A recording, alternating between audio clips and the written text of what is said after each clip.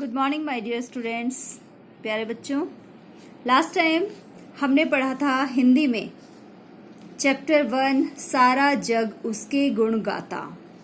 और इस चैप्टर में ये एक पोयम थी और मैंने आपको कहा था कि ये पोयम लर्न भी करनी है। तो मैं आशा करती हूँ कि आप सभी ने ये पोयम अच्छे से लर्न कर ली होगी। इस पोयम से, इस चैप्टर से हमने क्या सीखा था? हमने ये सीखा था कि हम सबकी रचना करने वाला कौन है? ईश्वर। हम सभी को ईश्वर ने बनाया है, इसलिए हमें ईश्वर का गुणगान करना चाहिए। उनके सामने हमें अपना सिर झुकाना चाहिए। ठीक है, तो आज हम इसकी एक्सरसाइजेस करेंगे। देखिए, सबसे पहले है मौखिक प्रश्न। प्रश्न क है हमारा मौखिक प्रश्न। कविता में किसके गुणों का वर्णन किया गया है? ईश्वर के गुणों का। किसके गुणों का? ईश्वर के गुणों का। हमें किसके सामने सिर झुकाना चाहिए? भगवान के सामने। मैंने यहाँ भगवान लिखा है, यहाँ ईश्वर लिखा है। आप कहीं भी कुछ भी लिख सकते हैं, है ना। भगवान और ईश्वर एक ही बात है। इस सृष्टि की रचना किसने की है? ईश्वर ने, भगवान ने। इस सृष्टि की रचना किसने की है? भगवान ने। नेक्स्ट, निम्नलिखित प्रश्नों के उत्तर लिखिए। देखिए, ये जो है क्वेश्चन आंसर्स, ये आपको अपनी नोटबुक में लिखने हैं, जिस तरह से मैंने यहाँ लिखे हैं आप लोगों के लिए। तो देखिए, प्रश्न है हमारा, निम्नलिखित प्रश्नों के उत्तर लिखिए, दीजिए। फर्स्ट है, कविता में वर्णित ऋतुओं के नाम लिखिए। कविता में वर्णित, कविता में जिन ऋतुओं का वर्णन किया गया है, जिन ऋतुओं के बारे में बताया गया है, उनके नाम हमें यहाँ लिखने हैं।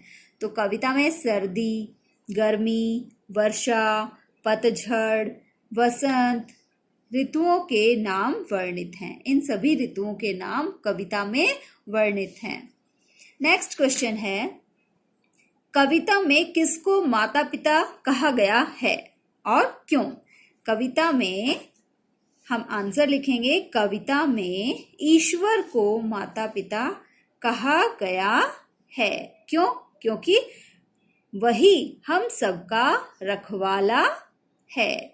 ईश्वर ने हम सबको बनाया है, ईश्वर हम सबका रखवाला है, इसलिए ईश्वर को माता पिता कहा गया है।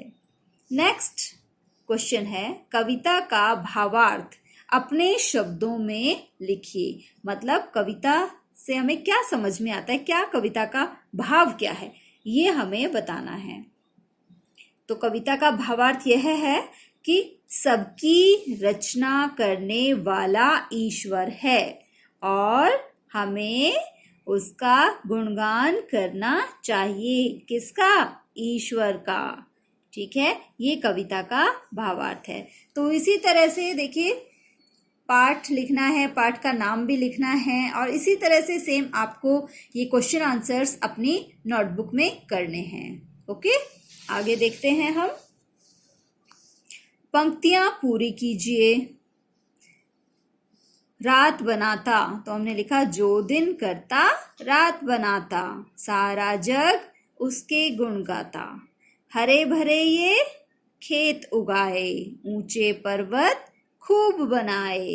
ठीक है, इस तरह से आपको ये कंप्लीट करना है। नेक्स्ट, सही उत्तर पर टिक का चिन्ह लगाइए। पतझड़ का मौसम किस ऋतु के बाद आता है?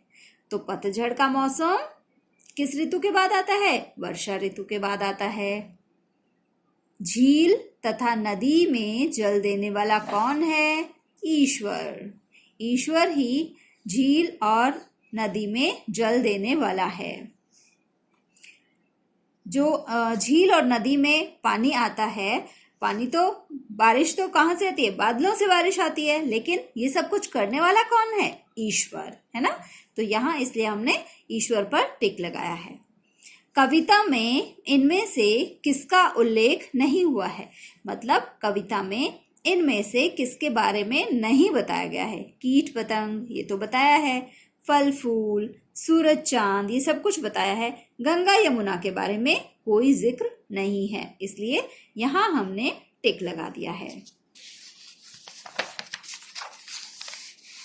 नेक्स्ट, नीचे दिए गए चित्रों को पहचानकर उनके पर्यायवाची लिखिए। ये चित्र दिए गए हैं, हमें इनके पर्यायवाची लिखने हैं। सबसे पहली बात तो ये है कि पर्यायवाची होता क्या है। पर्यायवाची का मतलब होता है समान अर्थ देने वाला शब्द, मतलब जिसका मतलब सेम ही होता है। अब जैसे यहाँ हमें दिखाई दे रहा है ये पहाड़ है ना, हमने यहाँ लिख दिया पहाड़। अब पहाड़ का हमें समानार्थी शब्द लिखना है, गिरी। गिरी का मतलब भी क्या होता है, पहाड़ होता है गिरी का मतलब, ठीक है। और पर्वत, पर्वत का मतलब भी क्या होता है, पहाड़। तो पहाड़, गिरी, पर्वत, ये पर्यायवाची शब्द हो गए। ये है चांद, चांद लिखा हमने। राकेश और सोम, इन तीनों का मतलब चांद ही होता है। ये पक्षी, खग, विहग, इनका मतलब भी सेम ही होता है, तो मीन्स ये भी पर्यायवाची शब्द हैं। लास्ट एक्सरसाइज हमारी, दिए गए शब्दों के विलोम लिखिए। सर्दी, गर्मी, ये एक एग्जाम्पल दिया हुआ है बुक में। इसी तरह से विलोम का मतलब क्या होता है कि उल्टा अर्थ देने वाले शब्द। तो सर्दी, गर्मी बिल्कुल उल्टा हो गया।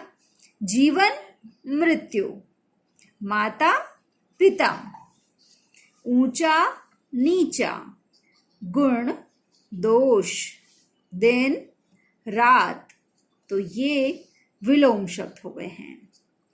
इसके बाद ये एक्सरसाइजेस हमारी कंप्लीट हो गई है।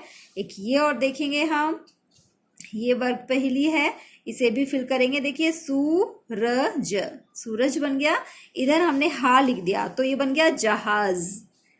ये बना पतंग और ये बना गमला। ये बना जीवन, नकली। ये बन गया पर्वत और ये बन गया इधर से तकिया। ठीक है, हमें पूरे शब्द बनाने हैं, तो इस तरह से ये सारे शब्द बन गए। तो बच्चों, ये सारी एक्सरसाइजेज जो भी हमने कराया है आज इस चैप्टर का, चैप्टर 1 का, ये आपको अपनी बुक में गुड हैंडराइटिंग में कंप्लीट करना है। और ये जो क्वेश्चन आंसर्स हैं ये आपको अपनी नोटबुक में गुड हैंडराइटिंग में लिखने हैं। मुझे रोजाना कहने की बिल्कुल भी जरूरत नहीं पड़े कि आपको हमेशा ही गुड हैंडराइटिंग करनी है। आप अच्छे बच्चे हैं तो हैंडराइटिंग आपकी गुड ही होनी चाहिए। Thank you.